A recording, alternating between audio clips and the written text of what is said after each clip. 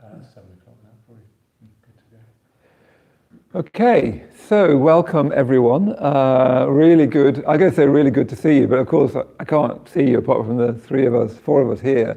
All I can see is the back of a mobile phone. But this is, for me and for you and for the London Buddhist Centre, this is a historic event. This is the first live stream class we've ever run at the London Buddhist Centre. I started coming to the Wednesday class, here we are, Wednesday night, 7 o'clock. I started coming to this class when I was 25 in 1985 or something like that. And I've been coming pretty much ever since, and I've been teaching at this class for, 25 years or something. We never don't have the Wednesday class. Even if it falls on Christmas Day, we always have the Wednesday class. We pride ourselves on having the Wednesday class. So this is our attempt to carry on that tradition of having the Wednesday class. But we're going to have it for an hour, just together like this in this online format. But it's new for me. I've never done this before. It's not my thing. So let's see how it works. So what I've got in mind is I'm going to speak for a bit. I thought I'd speak for about 15, 20 minutes, something like that. Then we'll do a meditation for 20 minutes, something like that. And then I thought it'd be good to have some questions, responses from you, and so that I can talk and respond to your questions. And you can be doing that on your phone, or you can be doing that on your computer. So I want to make it as much as together as we can, even though actually weirdly I'm just looking to the back of this mobile phone. I'm imagining you there in your computer, or you're looking into your phone. So yeah, I want to try to make it as much as a meeting as possible. Yeah. So yeah, that's the idea. About a quarter to an hour of me talking, as I always do at the Wednesday class. Here we are again, as I always do when I'm teaching the Wednesday class. We won't be doing any lying down, I'm afraid, as I often do at the Wednesday class as well. Then we'll do a 20-minute or so meditation that I'll lead us through, and then we'll do some questions. And let's see how that goes. We can go a bit beyond 8 if we want to, and of course you can log off or whatever you do on live stream whenever you feel like it.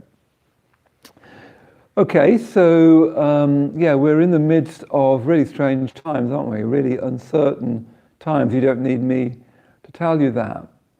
And my reflection on it at the moment, and what I want to try and get us to think about, you and I to think about, and actually take into meditation, is this whole thing that I've been experiencing, I'm sure you've been experiencing it, of realizing that the future is an idea. It's an idea, isn't it? I'm sure you're like this as well. I keep deleting things from my diary. Another thing comes in, I'm deleting another thing, and deleting all these things from my diary. And it's not just that I'm deleting things from my diary. In my mind, the future exists. And I bet in your mind, the future exists. It's going to happen. The things in your diary are going to happen. Now you know and I know that they don't exist yet. And yet it's weird, isn't it? Because they sort of exist and don't exist at the same time. Like I've cancelled all these things that I was going to do, including retreats that I was going to be leading. It's a really odd experience, that things that I planned for and thought about and visualized myself in. I was going to teach a teacher training retreat in Vajrasana, where people were coming from Dublin and Berlin. So I was imagining that, I was thinking who was going to be there. In my mind, that's happening. I'm moving towards that happening, and now I've just deleted it from my phone diary, and now I've just deleted another teacher day from my phone diary, and then I deleted the intensive meditation morning I was going to lead from my phone diary. I've deleted the next poetry east from my phone diary.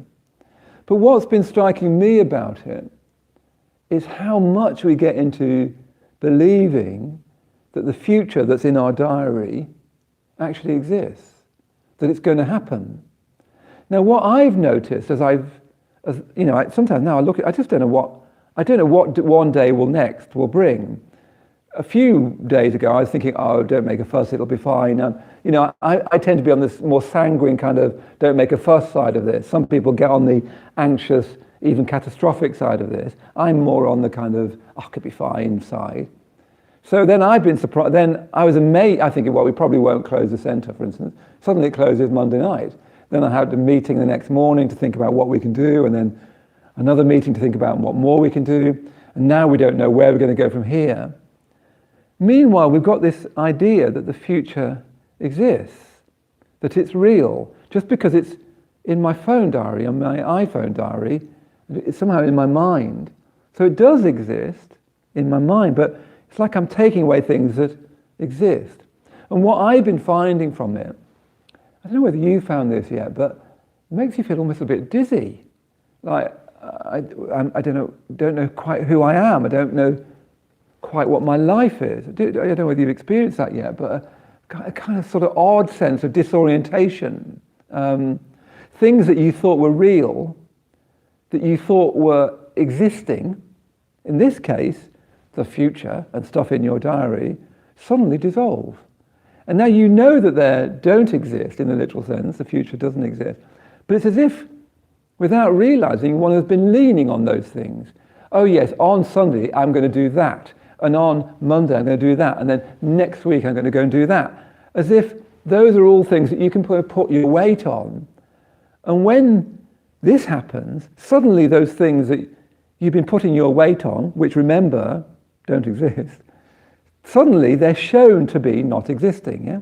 They're shown to be ideas. They're shown to be...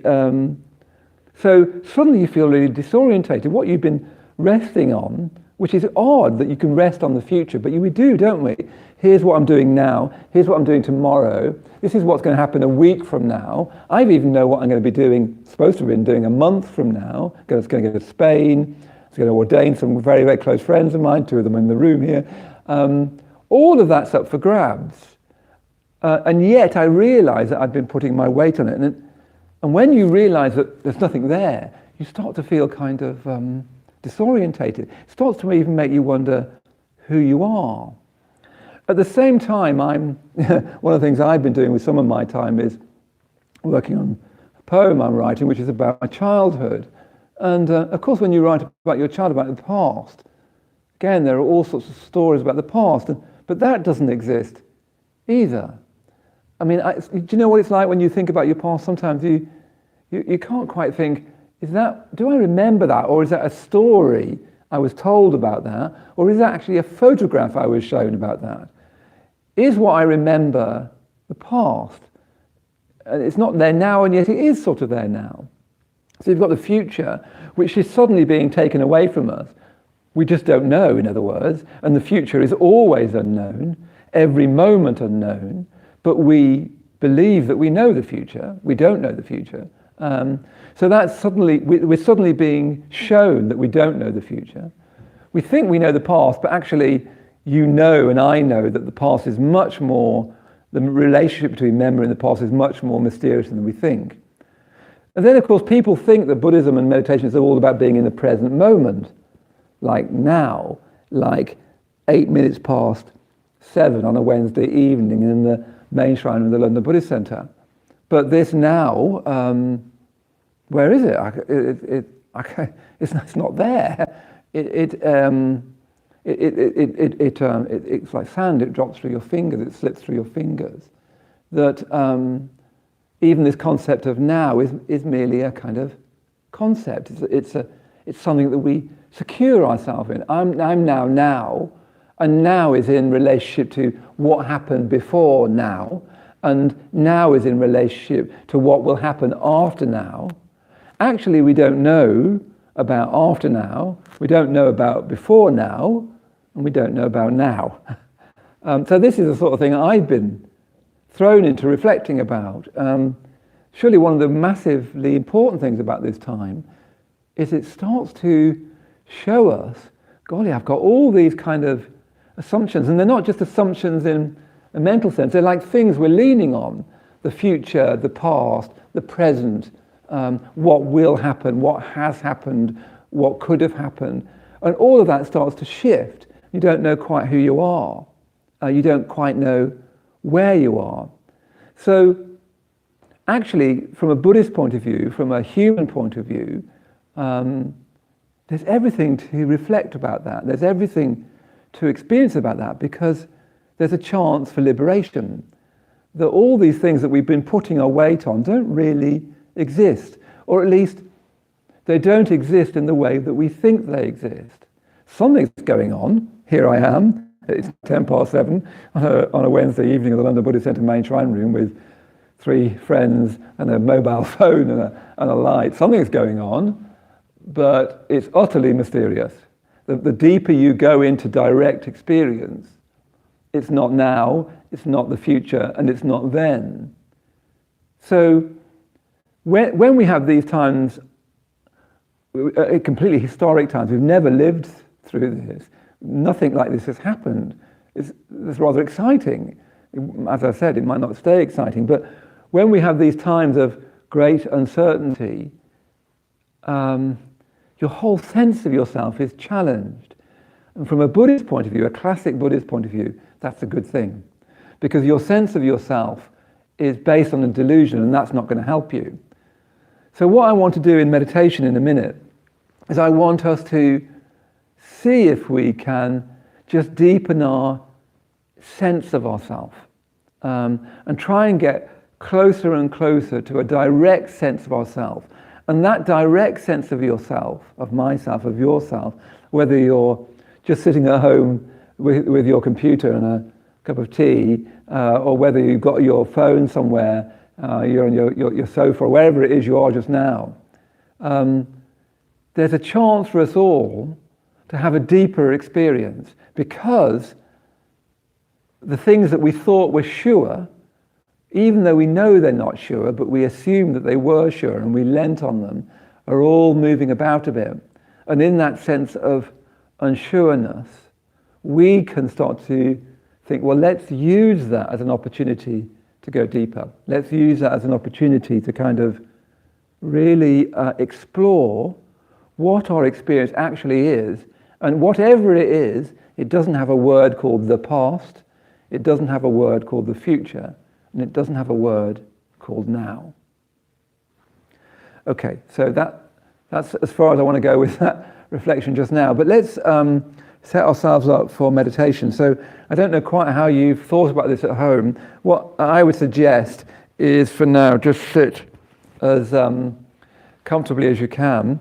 You'll probably, so sit, I'm sitting on the floor here at the centre, but you might, perhaps we'll be doing these classes every week, so you might want to start thinking about, okay, how am I going to set up for this class? So I don't know where you are just now, you might be just on the sofa or whatever. It'd probably be better to set up for this class with like a good kitchen chair or something like that, so you can sit really upright, not a kind of, sort of sofa-y thing. And so have a bit of a think for next Wednesday, well, indeed next Monday, because we're going to be live streaming classes on Monday, Wednesday, and then we're going to live stream Ask a Buddhist on Friday as well. So there'll be plenty of you for you to engage with. So how about you, just for now, just sit as comfortably as you can. So try and make sure, if you're sitting in a chair, your feet are flat on the floor. And then when you're ready, closing your eyes. And this is for me where it gets a bit odd, because I'm closing my eyes in front of you, but I'm actually on a screen, which is all pretty strange when you think about it. And one of you is in Australia, which is not just strange, but positively miraculous. Somebody's in, where was it? Dublin, someone else is in Shrewsbury, someone's in South London. But we're all weirdly together. Anyway, we'll perhaps reflect on that another time. So when you're ready, so closing your eyes. And as soon as you've closed your eyes, let's just first of all just spend a bit of time settling down. So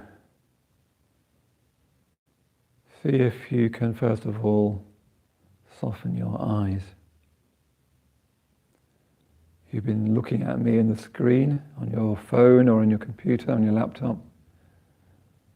You've got that strange light from the phone or the laptop in your face, and it's easy then to sort of screw up your eyes a bit, isn't it, and furrow your brow. And that does affect your mind, so as best as you can, see if you can soften your brow, soften your eyes.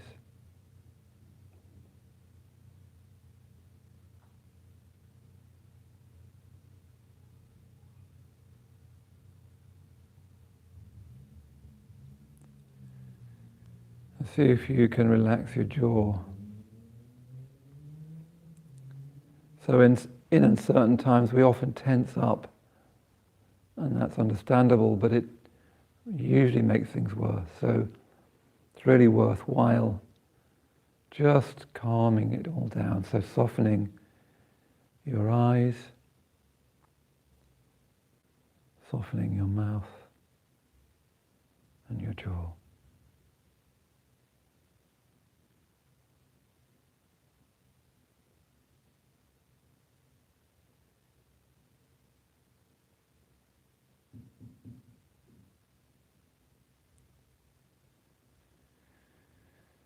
And then see if you can relax your shoulders.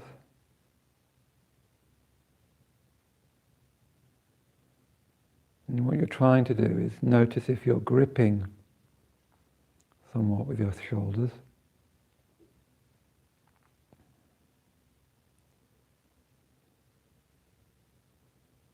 We tend to do that so habitually, it's sometimes quite difficult to notice. So really take your mind into your shoulders and just see if you can let them go.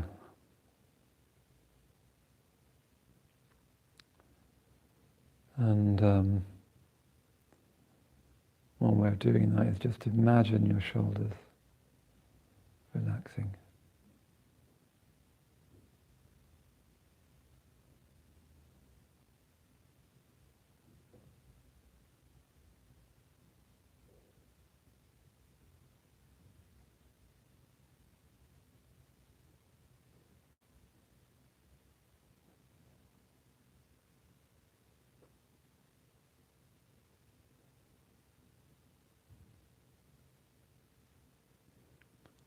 And then noticing your belly. So again, in uncertain times we tend to clench. We tend to sort of feel threatened, so we tend to easily tense up. So see if you can tell if you're gripping in your belly. We often do that habitually without noticing it. So see if you can just soften your belly.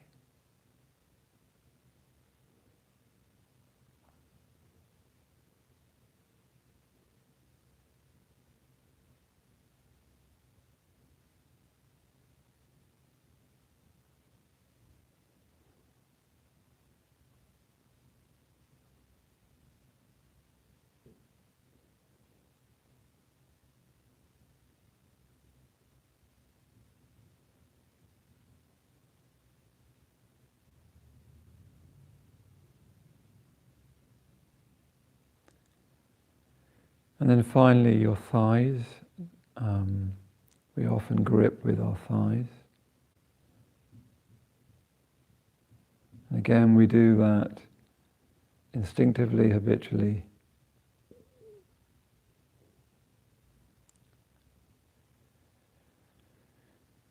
So just see if you can let them go.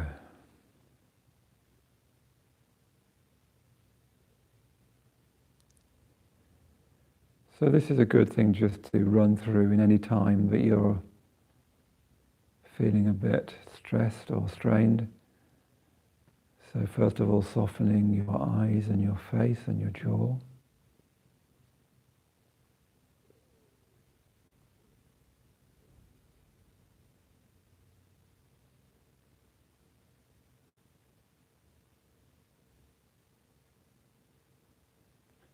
Softening your shoulders.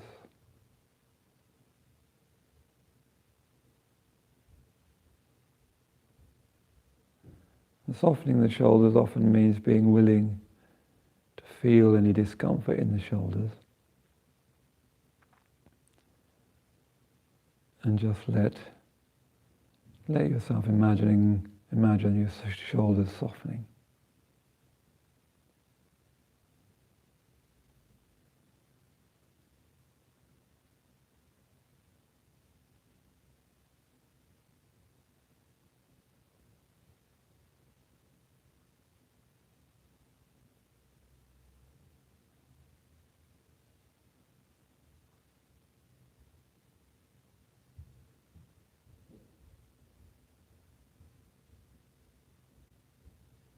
Softening your belly.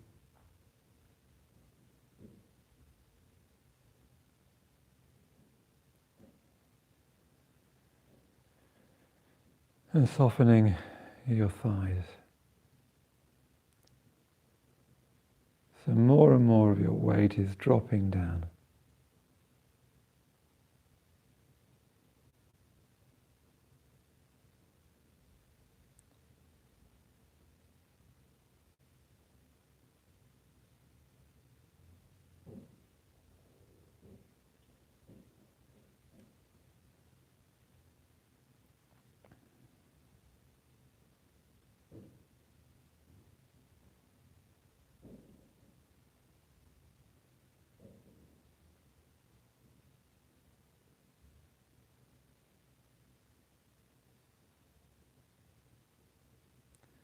Calming your body,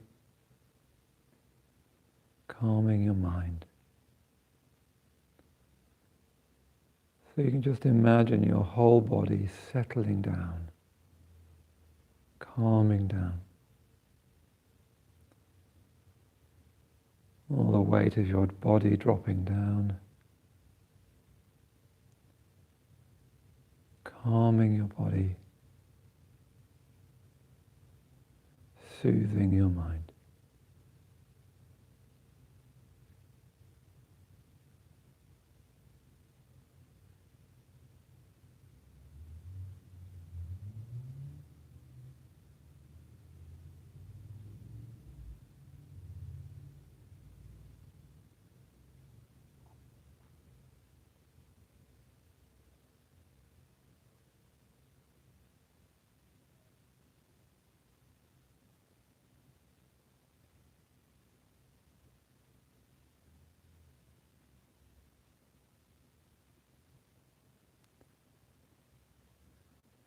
And really trying to bring your mind into your body.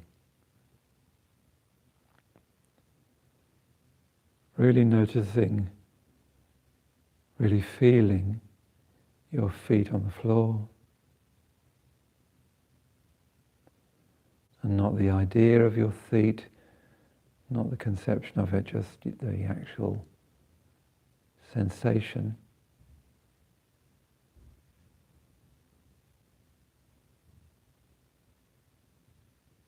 If you feel those sensations vividly enough, you can feel that they're, I don't know, it's difficult to describe, it's a sort of energy more than anything.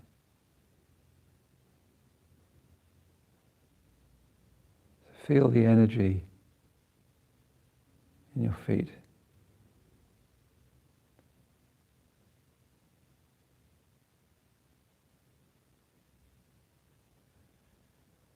And feel the sense of support of the chair.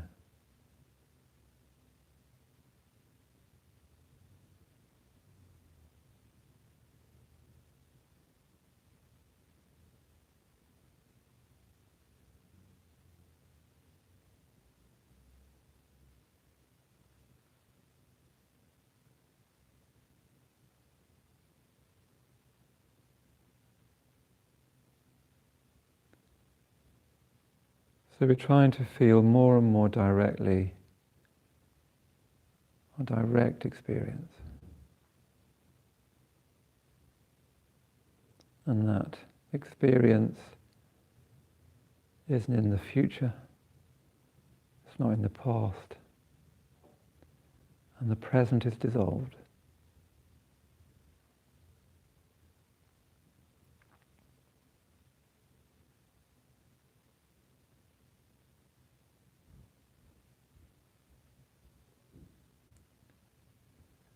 And then start to tune into your breath.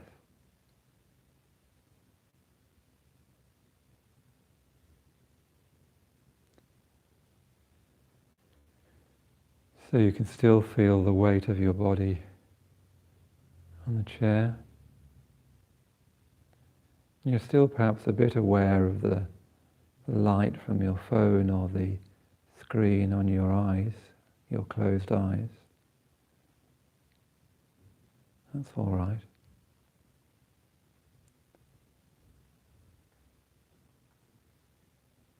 You can feel your body,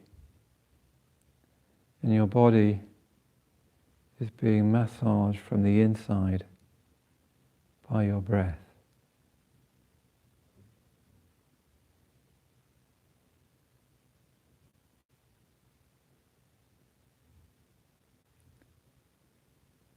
So see if you can tune in to the sensations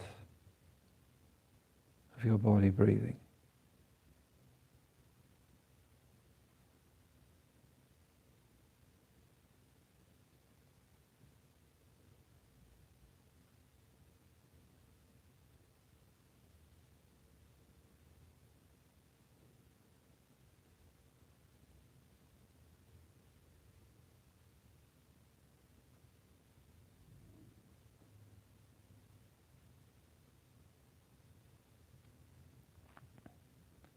And your body might feel comfortable or uncomfortable, but it's certainly breathing. And you can let the body be what it is, what it feels like, and feel the body breathing.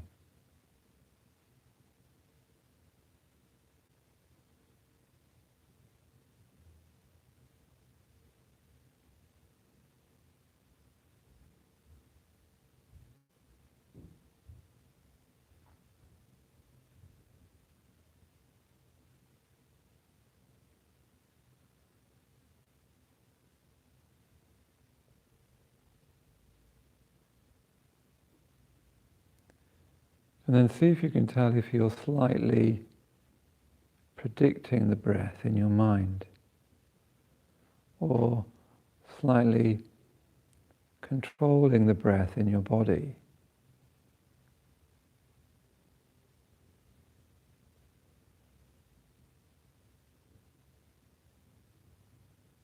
You're trying to allow your breath just to be itself, without you even using the word breath and breathing. That's not there in your experience. Breath or breathing, they're just words. You're not experiencing breath or breathing.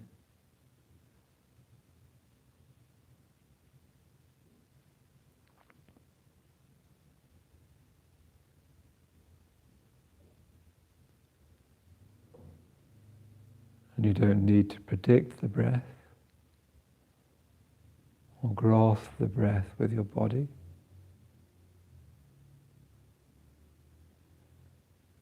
You're trying to just be like a tree that the wind blows through. You can just let go and relax. And you can let the breath blow through you.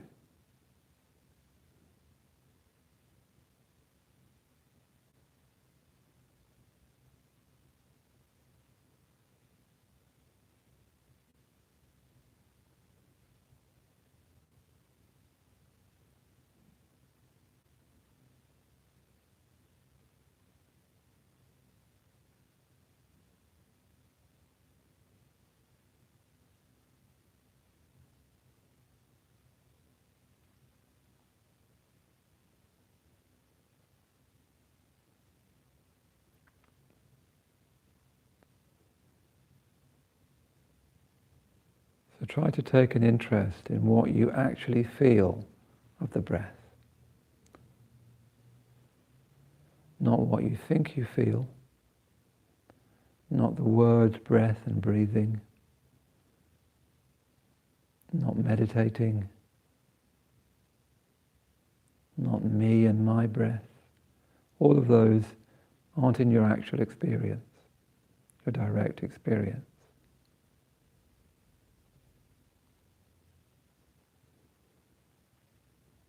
So what do you actually feel? Try and get closer and closer to that.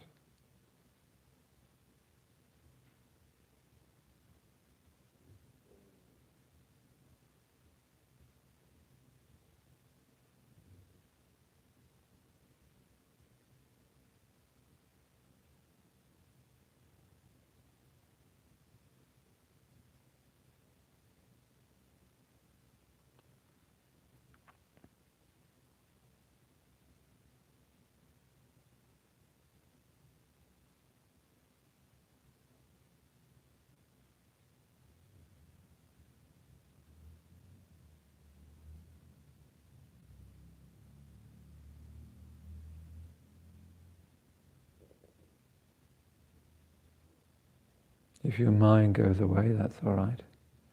Don't make any fuss about that. That's just your mind doing what the mind does. Just come back to this sense of the support of the chair,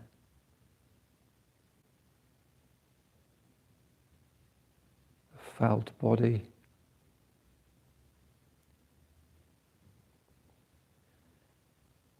and to your breath, breathing your body.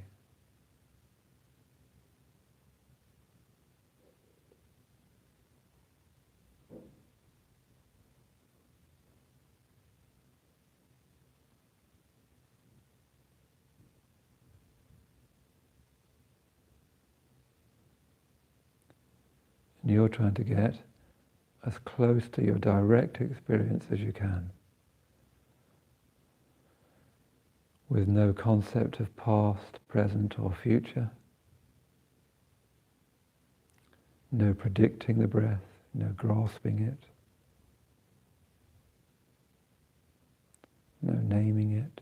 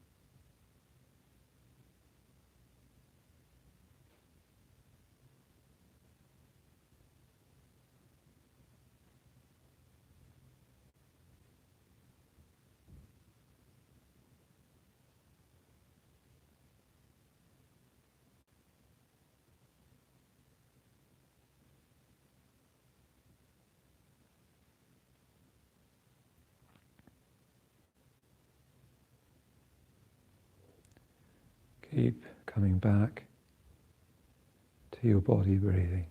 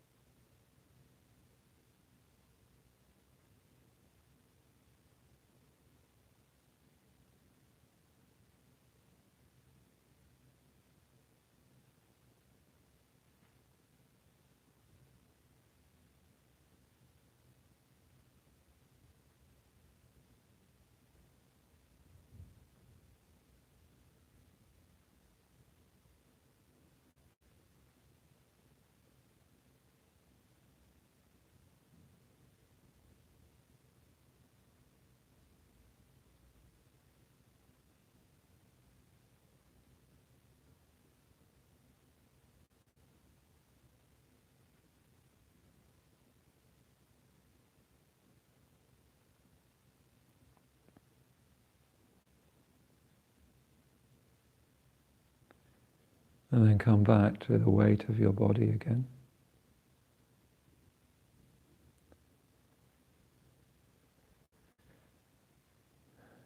Feeling the support of the chair or whatever it is you're sitting on. Again, try to feel that directly, not as an idea or an image, but as a direct sensation.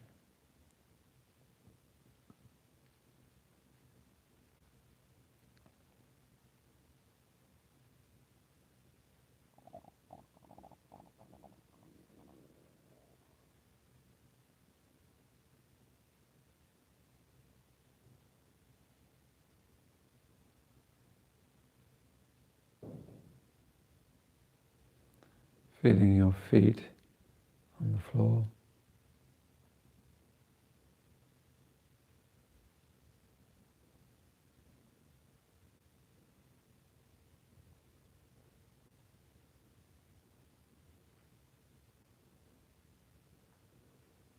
So really being aware as much as you can of your body.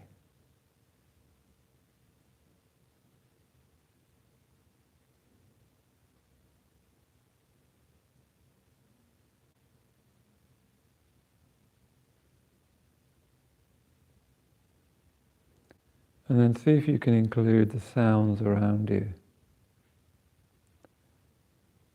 So here on Roman Road I can hear traffic outside, much less traffic today. I can hear the sounds of people upstairs.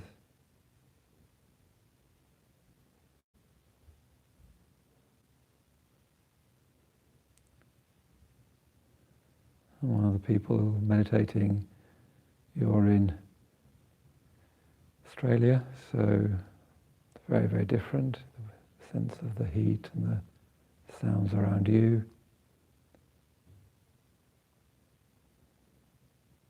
But whatever you can hear around you, that's the world and other people. And we're connected with that world at every point.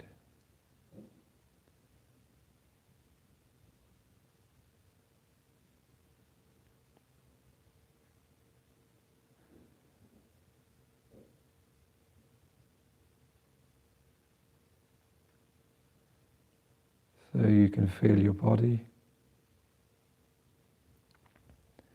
and the sounds around you. And then when you're ready, opening your eyes.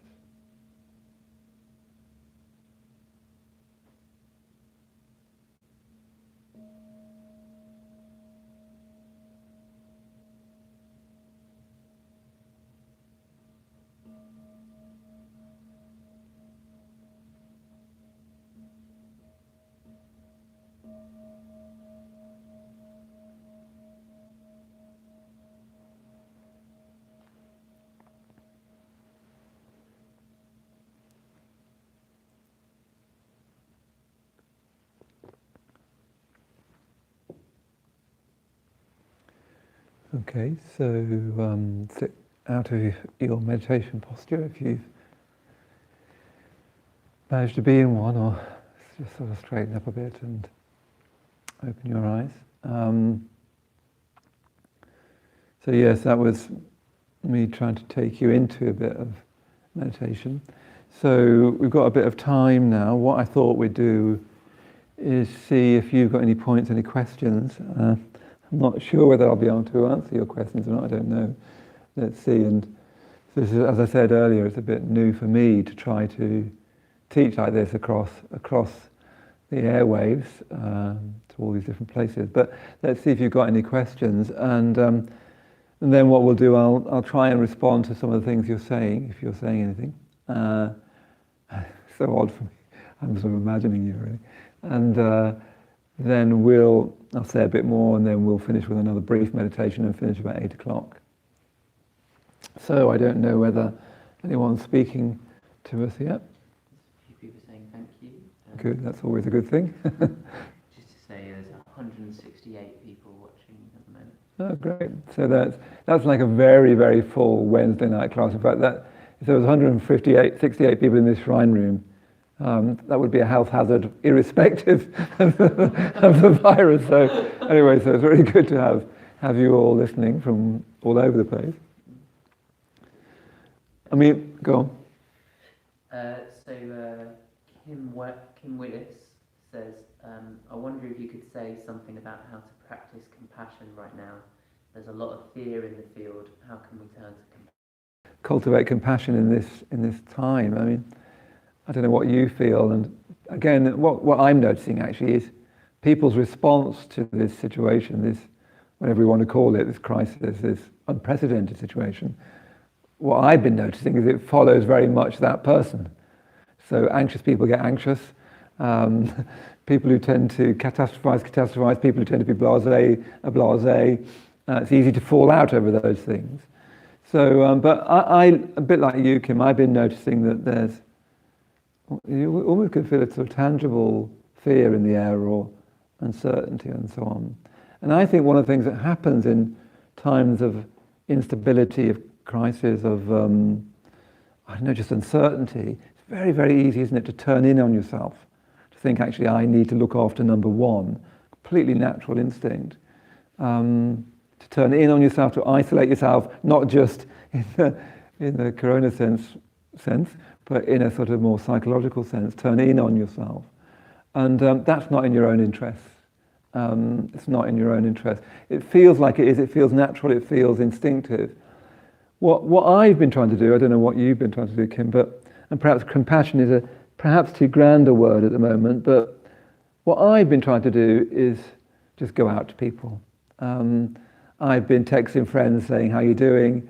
I've just been on FaceTime with my partner's youngest daughter. She's really excited because she's not going to go to school, and that means she can stay up late. What I've been trying to do is just keep remembering being generous. I think perhaps compassion might be too far, but we can be generous, can't we? We can just, here and now, just remember people all around us. Everyone's very much in the same boat. People aren't sure. It's difficult. It's not going to be easy for anyone. So let's just remember people. You know, if you've got friends that you haven't contacted for a while, give them a ring and see how they're doing.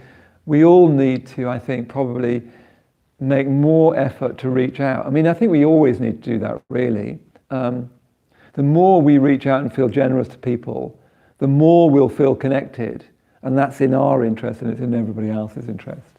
So that's the first thing I'd suggest, I think, yeah.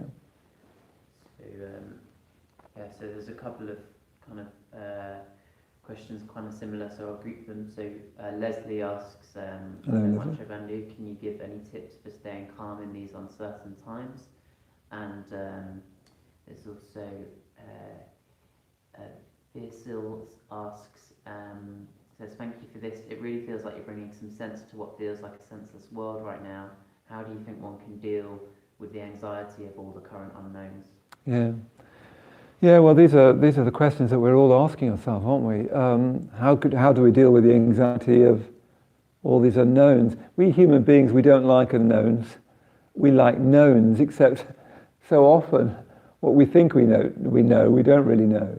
I remember once in a meditation, this is quite a few years ago now, I was doing a meditation and wasn't particularly concentrated, but I suddenly had this thought that I don't know what's going to happen next. And because I was meditating, I thought, no, I really don't know what's going to happen next. Never mind tomorrow or next month. We actually don't know what's going to happen next. And in this meditation, I actually experienced that I really didn't know. And actually, it was an incredible moment of liberation, that life was completely free. One of the things that we get from thinking we know what will happen next is pinning down life so that it feels safe, but not free. What Buddhism is about, what meditation is about being free. So I think one of the things that I'm trying to do at least is reflect on, gosh, I do feel sort of insecure. It gives you this sense of, I don't quite know myself. Things feel very unstable. And actually they always are, but we convince ourselves that they are stable. Things are always unstable, but we tell ourselves story to make them feel as if they're not stable. So what I've been doing at least is trying to be generous. I think that's absolutely key. A routine is really important. One of the difficult things for many people, especially if they're self-motivating, will be loss of routine. And what I find is that it's not so much you then think, here's my chance to read War and Peace, here's my chance to listen to Beethoven symphonies, here's my chance to start watercolor painting. What most people are doing, just feverishly looking at their news or looking at Facebook. And breaking out of routine, and I don't know whether you've noticed it, but I've started eating far too much chocolate. That's the sort of thing you do when you start to feel insecure and disturbed. You sort of reach for things like that, literally, don't you? So I think routine's very important. So particularly get a really good morning routine before you turn on the computer, for instance. So what I've been trying to do is I wake up, I get myself a cup of tea, I read poems, poetry for half an hour or so, and I meditate for an hour and a half if I can. I think really start your day with a strong, valuable routine that's about deepening your life now. Otherwise, before you know it, you wake up, you're immediately looking at the latest announcement, you're immediately in that kind of mode. Kind of understandable, but let's, instead of doing that, really start to set up a routine. I think that's going to be one of the big challenges, is setting up a routine that we can thrive from. Otherwise, we're just going to dissipate and just go from Facebook to Instagram to BBC News, whatever it is. Yeah. So those are the things I would suggest is, first of all, get yourself a routine, especially a meditation routine. Really good chance to do a bit more meditation. Many of you are now working from home. So why don't you say, look, I can start to gradually step up my meditation. But that morning routine, get up at a good time of day every morning. Don't lie in too often, because before you know it, you start to have that horrible feeling that you're just wasting time. And in these kind of times where you feel insecure, it's very easy to waste time and then feel bad about that, and that's in no one's interest. So get a routine. See if you can keep bearing other people in mind. Keep going out, people, even if it's just sending text messages. Try and love people as much as you can, and try and reflect. Gosh, this is look what I think is real. It's not real. Look what I've been putting my weight on. Try and use it as an opportunity to reflect on what I call first level matters. Being alive. What is that about? What am I doing here? Gosh, isn't it interesting how my sense of myself is bound up with ideas of the future? What I thought was me is actually just stuff on a diary which I'm now deleting, which I thought were real, and they're not there now. So try to use it as an opportunity to reflect. So reflect, set up a routine, and be generous. That's a simple way of starting. So, not simple, but not easy. So Christian asks, what do you mean by the present dissolves in meditation? Isn't meditation also about being present with our body? Yes, that's a good question. Even when I said that in the meditation, I thought, what do I mean by that?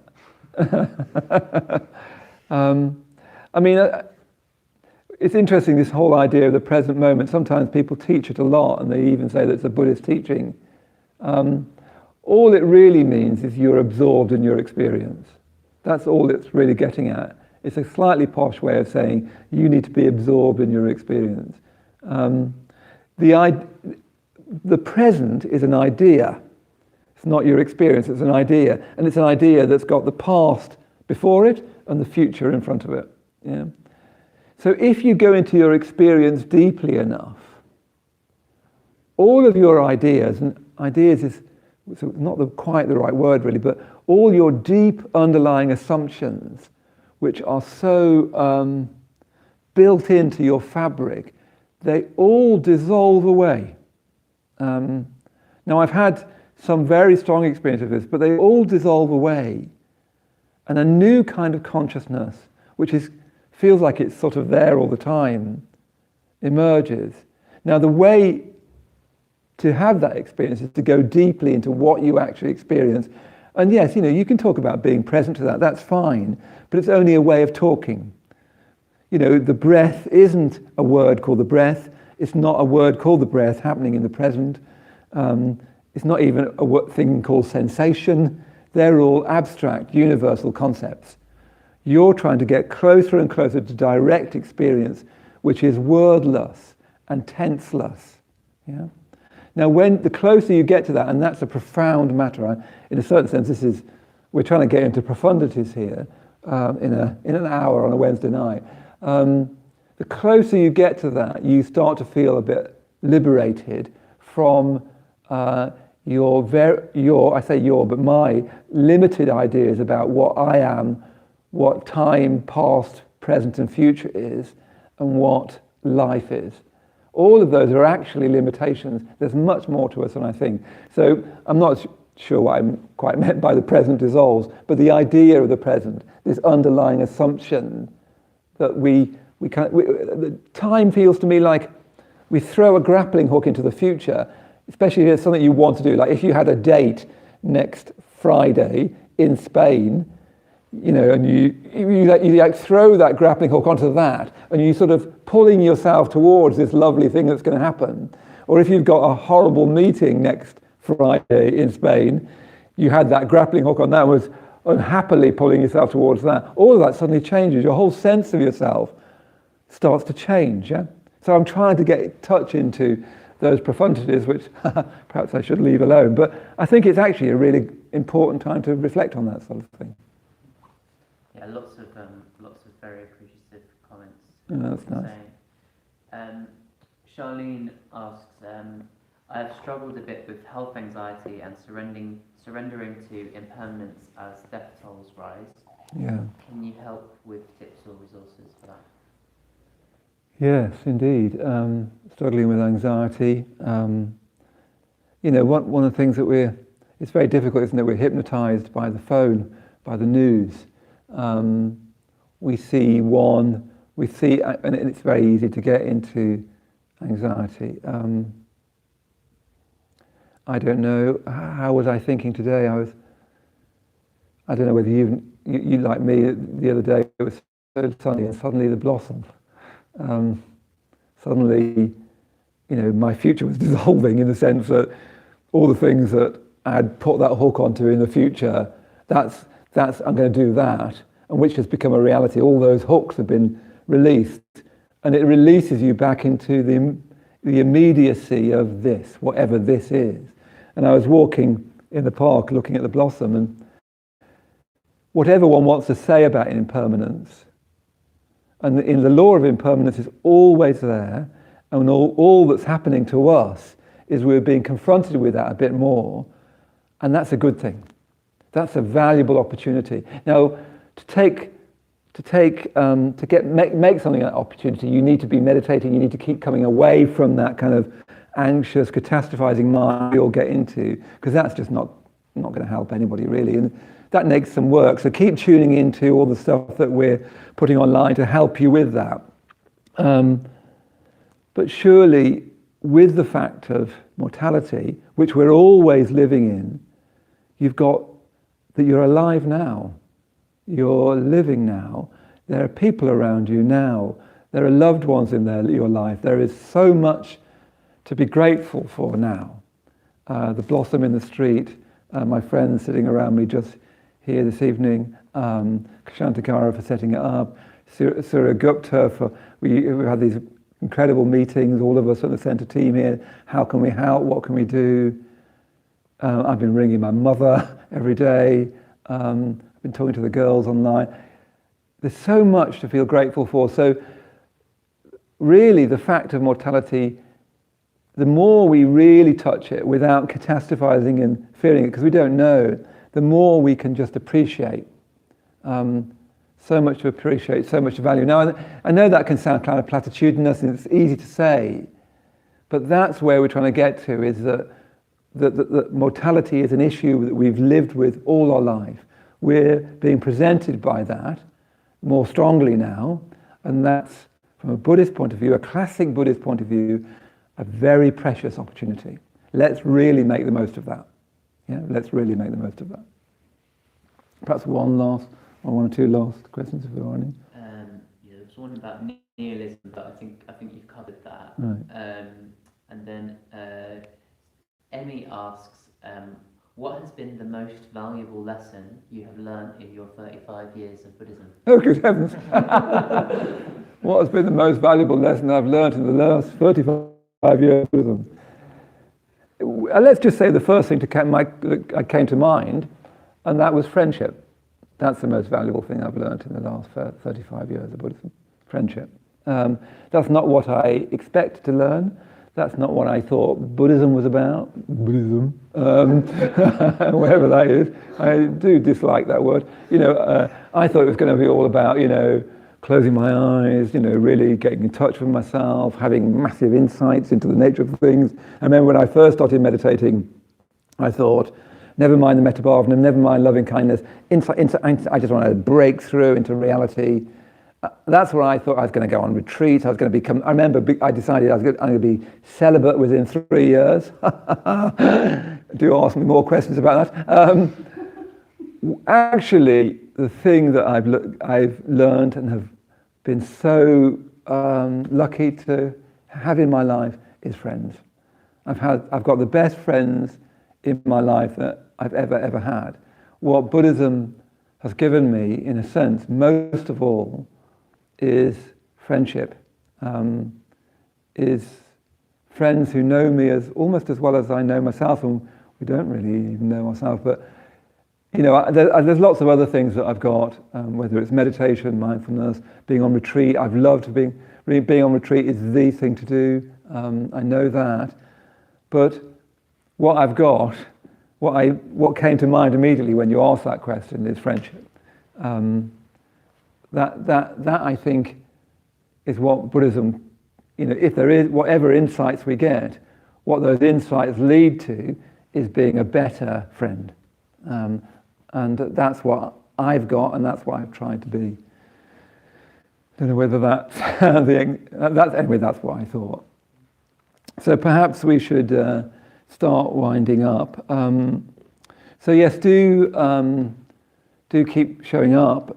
So we'll have an event on Friday, a live stream event. We'll be posting more and more, films that we're all filming just now. We've done some teaching the mindfulness of breathing, the Maitreyabandhu. Do share it with your friends. We really do want to try to speak to people. We want to talk to you. We want to be in contact with you as much as we can. So, you might have a friend who's never learned to meditate. Gauravati and I, both of us just made, I think it's a 8-minute film about how to do the mindfulness of breathing, how to do the Maitreyabandhu. Send those around to your friends. This is a really good time, isn't it, for many people to meditate. Wouldn't that be a great outcome of all this? Is, 1 million more people learn to meditate. 1 million more people start to practice loving kindness. 1 million more people start to develop awareness. So we'll be carrying on this class every Wednesday night. There's 4 of us here, but there's a lot more of you out there, and hopefully more and more of you will come and join us, and we'll carry on this conversation. It's great. I've never done this where we have questions. It's great. It's really good. It just shows you what people are sometimes diss modern technology, don't they? But we could never do this even a few years ago. So it's incredible. It's incredible. So in a moment we'll finish with just a very short 3 or 4 minutes meditation again, just to finish this. But yeah, just to say that we really want to try and do as much of this as we can, to give as much as we can. What we're trying to create here at the London Buddhist Centre is a community of friends, and we're trying to create a community of friends on the basis of generosity, not on the basis of payment. So we're all volunteers. So as I always do at the end of the Wednesday class, if you can give a donation, that's really great. What we'd really like to do is to try to do as much as we can just to give. And to do that, we'll need you to donate. Not to sort of pay by donation, but just to say, look, I want to give to you, and we'll give to you, we'll give back. We'll just be giving to each other. That's what we're trying to do. So if you can donate that, that's great.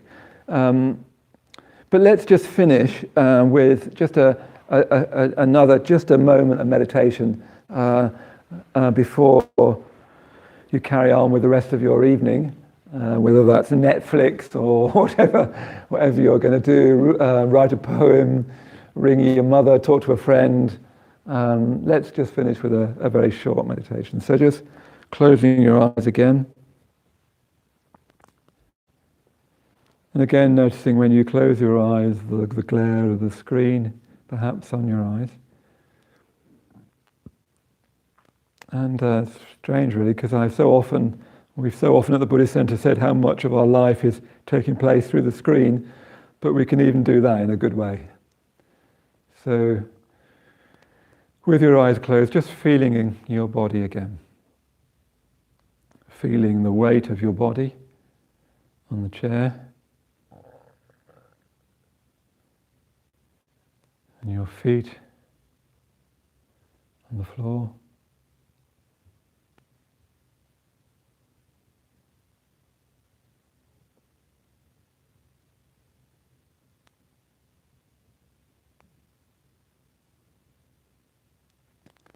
So making yourself at home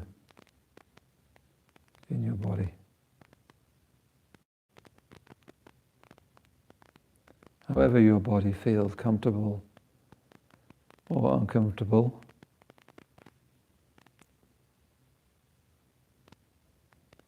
Just let it be how it is.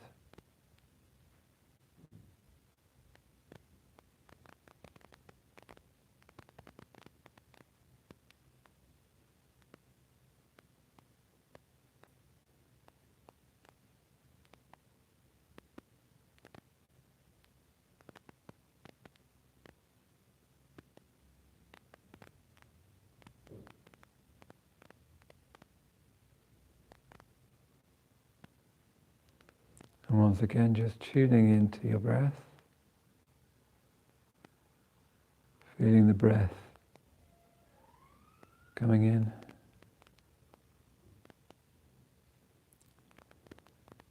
feeling the breath going out.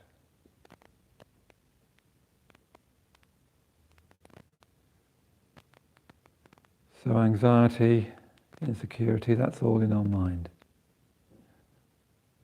And we can just keep stepping out of those stories into the reliable breath, breathing our body.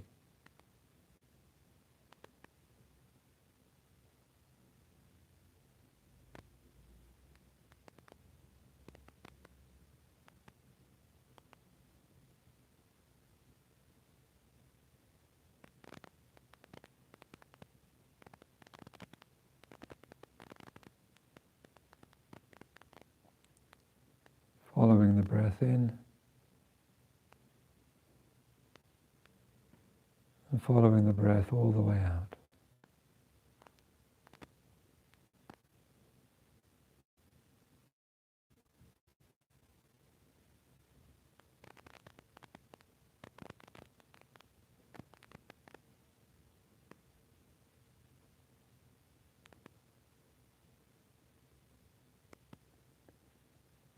And then extending your awareness around your breath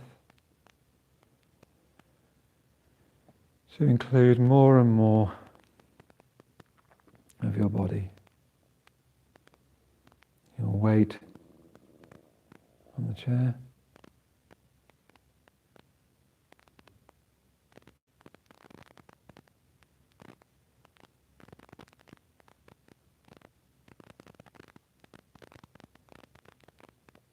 your feet on the floor,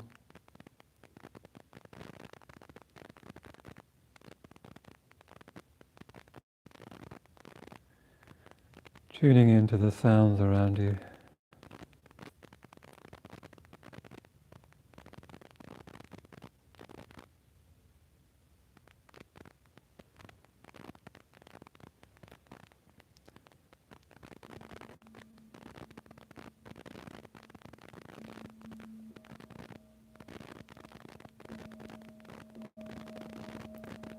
And when you're ready, opening your eyes. See if you can take the awareness that you developed just there in the meditations. See if you can take that into whatever you're going to do next. Okay, so that's about all we've got time for tonight. Normally I say at this point, if you can put your cushions and mats in the corners, and I'll see you next week. So I'll see you next week, or I think it might be Subhadramati next week, but we'll be in relationship with each other as we go through this very strange, uncertain time, but we'll be in relationship with each other. You can keep asking questions, you can keep turning up. So thank you for turning up. For me, it's a whole new experience. Yeah, and if you can make a donation, that would be great. But for now, signing off from the London Buddhist Centre, and I'll see you very, very soon. Good luck with everything.